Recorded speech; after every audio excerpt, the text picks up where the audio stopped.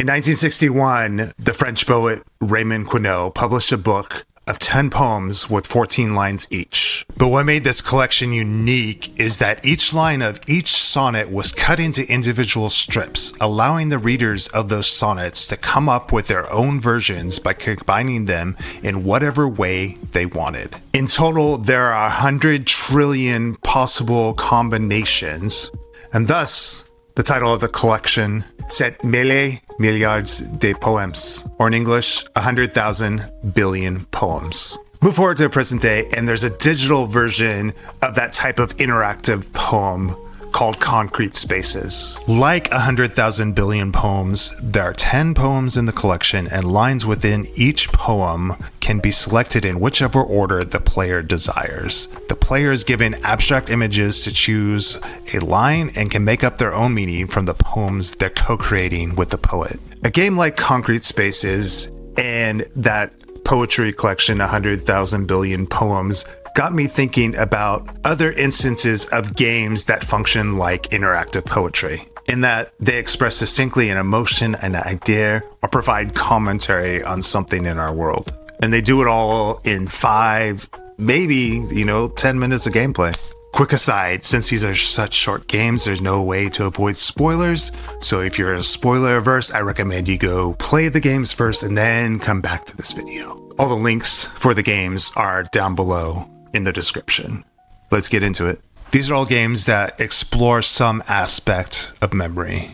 Life Runs Through is like the feeling of life passing by too quickly. All the beautiful moments that are fleeting, you touch these tangible things in the world, the feel of wind on your hand as you hang it outside a car window, the steam on a shower glass door, the feel of rain on the palm of your hand, gently grazing your hand against a chain link fence, the rough edges of the bark of a tree. And then these moments keep passing by faster and faster until it ends. Then you are left with a moment in the sun filtered through the fingers of your hand. The longest walk is remembering the developer's father's struggles with depression and suicidal ideation. Walking through these memories together with the voice of your father is extremely powerful and is a way to show people that there is a way out of those things and a way to get to the other side. There's objects in the game that you walk through that are fractured and not fully formed, but when you have these conversations with your father, they start to form more and the healing process starts to take place. 5-year-old memories are sweet stories of adults recounting a small moment in their 5-year-old life. Has an animation style that is reminiscent of the early days of Sesame Street. What we experience as the player is these people remembering these small moments and how it felt to them. It's these everyday moments that mattered a lot more in the memory of these adults thinking back to when they were 5. In Reba, you're fishing for your grandma's bones, and therefore you are basically fishing for the memories of her to bring them out of this pond so that you can remember her last days as she lost her memories and what the memories of her mean to your dad and your grandpa. And the game explores all these different connotations of memory, from loss to searching to memories that are too hard to bear. The next set of games explore the horrors of life, whether real or imagined. Children of Clay has you, as the player, uncover the mystery of a object found from an archaeological dig, but it ends in a very unnerving place. It's a decoding game of a mystery that should have been left alone. And the reason why it should have been left alone is that the ancient evil within this item has unleashed darkness on the player, and it will soon unleash that same evil and darkness on the rest of the world. 3D Workers Island is a game/screensaver that goes into a dark direction. It explores the horrors of early internet forums with conspiracy theories for what are fairly innocuous things that we see in the screensaver. The game is about how we as humans will assign meaning to things that go beyond what the creator intended, and how sometimes that meaning will take a dark turn into conspiracy and horror. In We Become What We Behold, it explores how media narratives and virality shape our understanding of the world and others, how media encourages our divisions, which increases our hate for others and increases our propensity to hurt others via violence. Old Altars, New Goats is a visual novel that explores the horrors of war and colonialism, the war in Gaza, xenophobia, and the unbridled power of the United States in perpetuating all these things.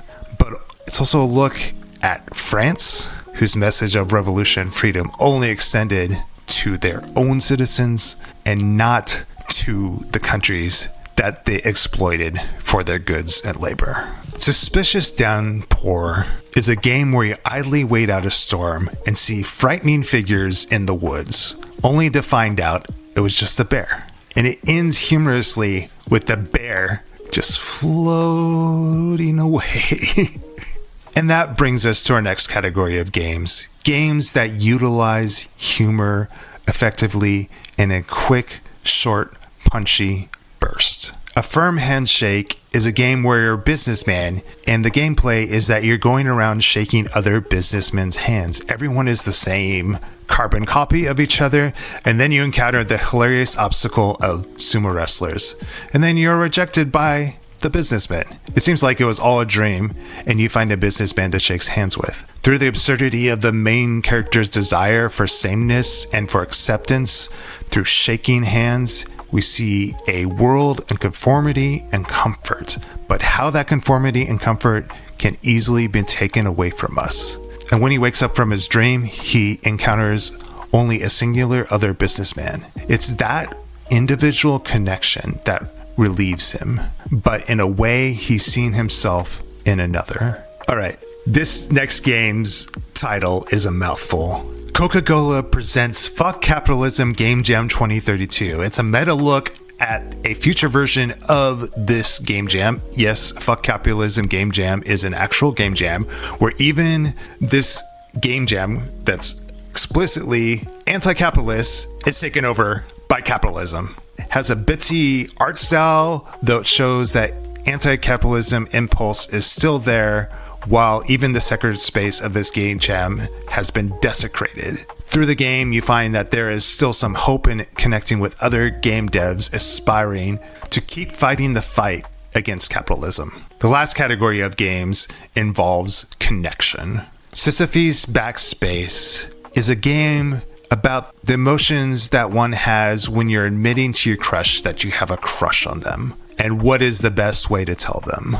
It encapsulated the modern social anxieties that come with phrasing everything perfectly via text and then deleting without ever sharing how you feel to the other person. Missing the opportunity for a deeper connection because we're afraid of not wording it in the exact perfect way. Do I Pass is a Game Boy style looking game about a trans woman who wonders if people around her accept her for who she is. And in hearing people's random thoughts, she comes to understand that she does not, in fact, pass for a woman. But she goes, that's okay. That's who she is. And in hearing other thoughts, learns that people are more accepting of her than she thought was possible. Give Me Strength is about perseverance and doubt, and if spending time with art is actually a worthy pursuit. Also, if creating art is even worth the effort and the time when that could be used to tangibly help others with, material things. But it's a perfect example of being awash in a mass of random thoughts and insecurities, and that sometimes all you need is others, and a little dancing doesn't hurt either. Novena is a game about perseverance, the environment, and nostalgia. Novena is 9 days of prayer and ritual in Catholicism between Jesus' ascension up to heaven and Pentecost, when the Holy Spirit falls onto Jesus' disciples. In the game, you keep going back each day to the ocean to ask for a wish, but the ocean only weeps. But each time you go back, you gain the ocean's trust, and they begin to see that you too are filled with sorrow. And even on the 9th day, the ocean weeps, but this time with a friend, you, the player, who cares about them. It is then that the ocean finally decides to grant your wish. And your wish is to return to the ocean tomorrow, to continue the connection that you have with them. Oh, isn't that beautiful? Like really beautiful and really touching. And that's where I'm going to end things today, on that beautiful moment. What are some examples of game poems that you have played? I'd love to know which ones you'd recommend below in the comments. Also, I made a collection on itch.io so that you can go and play all these games. The majority of them are free games or extremely affordable, maybe $2 to $3 at most. So click on the link in the description, and that's it. Bye.